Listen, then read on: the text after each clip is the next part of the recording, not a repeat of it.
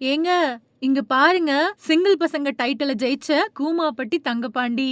ஜீ தமிழ் தொலைக்காட்சியில சின்ன திரையில இளைஞர்கள் மத்தியில ரொம்ப பெரிய வரவேற்ப பெற்று வந்த நிகழ்ச்சி சிங்கிள் பசங்க.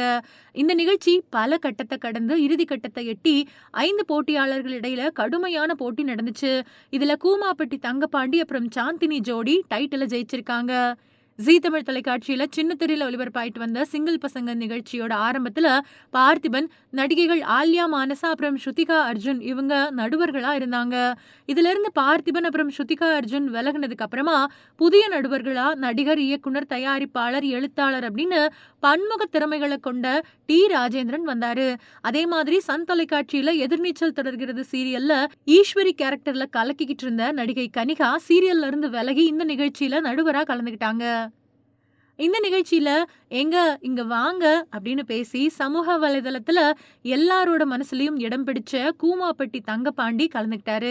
அவருக்கு ஜோடியா பல சீரியல்கள்ல நடிச்சிருக்கக்கூடிய நடிகை சாந்தினி கலந்துக்கிட்டாங்க. தன்னோட தனித்துவமான கிராமிய நகைச்சுவையாலையும் யதார்த்தமான பேச்சாலையும் ரசிகர்கள் மத்தியில ரொம்ப பெரிய வரவேற்பு பெற்றாரு கூமாப்பட்டி தங்கப்பாண்டி.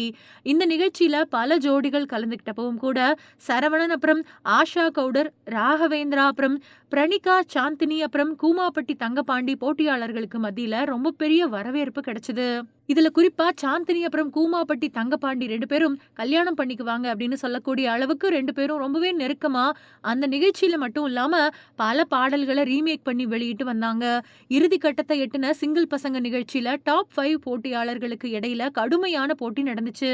இதுல டைட்டில் வின்னரான கூமாப்பட்டி தங்கப்பாண்டி அப்புறம் சாந்தினி ஜோடி கோப்பைய தட்டிச் சென்றது.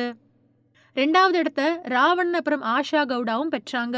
டைட்டில ஜெயிச்ச கூமாப்பட்டி தங்கப்பாண்டிக்கு இணையத்துல ரசிகர்கள் வாழ்த்துக்கள் சொல்லிட்டு வராங்க. இந்த நிகழ்ச்சியில 2வது ரன்னரப்பா வந்த ராவணன் அப்புறம் ஆஷா கவுடாவுக்கும் நிகழ்ச்சியில ஜாதக பொருத்தம் பார்க்கப்பட்டுச்சு. இதுல 2 பேருக்கும் 10 பொருத்தமும் சரியா இருக்கிறதா ஜோசியர் சொல்ல 2 பேரும் மேடையிலேயே மாலை மாத்திக்கிட்டாங்க. அவங்களுக்கு வாழ்த்துக்கள் சொன்ன டி. ராஜேந்தர், இந்த ரீல் ஜோடி மன வாழ்க்கையில இணைய மனமாற வாழ்த்துறேன் அப்படின்னு சொன்னாரு.